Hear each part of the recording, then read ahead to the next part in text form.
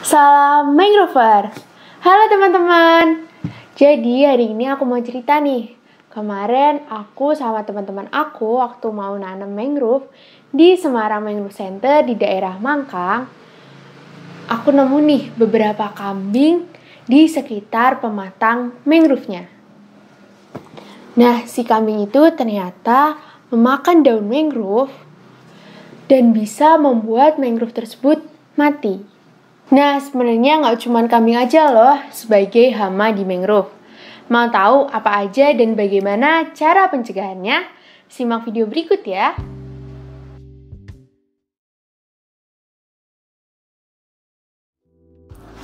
Jadi teman-teman, hama di mangrove itu pada umumnya ada sebutannya, yaitu 3W. Apa aja 3W? 3W yang pertama adalah wideng, yaitu kepiting. Kedua adalah wedus atau kambing, dan yang terakhir adalah wong atau orang. Yuk kita bahas satu persatu ya. Yang pertama adalah wideng atau biasa kita sebut sebagai kepiting. Kepiting merupakan hewan yang sangat suka memangsa bagian batang di bibit mangrove. Kepiting sering terlihat tergiur dengan rasa manis yang dimiliki batang bibit mangrove. Kepiting ini biasanya berasal dari jenis Metopograpsus dan juga jenis Episesarma.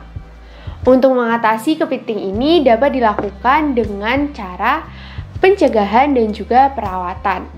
2 kali penyiraman saat pagi dan sore hari dengan menggunakan air laut. Selain itu, sebelum dibibitkan di polybag, bibit mangrove sebaiknya direndam menggunakan air tawar selama 2 hari untuk menghilangkan kadar gula yang terkandung dalam probakulnya. Apabila masih terdapat kepiting yang memangsa, bedeng persemaian dapat ditinggikan dari posisi semula, yaitu dengan bahan seng sehingga kepiting tidak dapat menjangkau karena akan tergelincir. Yang kedua ada wedus atau kambing. Teman-teman pernah nggak sih kalau lagi di pematang mangrove, terutama di daerah Pantura Jawa, melihat kawanan kambing yang sedang memakan daun mangrove? Nah, ternyata hal tersebut menjadi kerugian nih bagi para petani mangrove di sana. Maka dapat dilakukan pencegahan agar kambing tidak dapat masuk ke daerah pembibitan tersebut dengan cara pemasangan waring dan juga bronjong. Yang pertama ada waring. Waring terbuat dari jaring ikan dan biasanya berwarna hitam. Waring dipasang setinggi 1 meter. Nah, karena terlalu tinggi sehingga kambing tidak dapat masuk ke dalam tempat pembibitan mangrove. Yang kedua ada bronjong. Bronjong ini berbeda dengan waring teman-teman.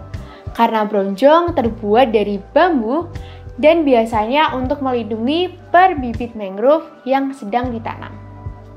Yang terakhir atau yang ketiga ada wong atau orang.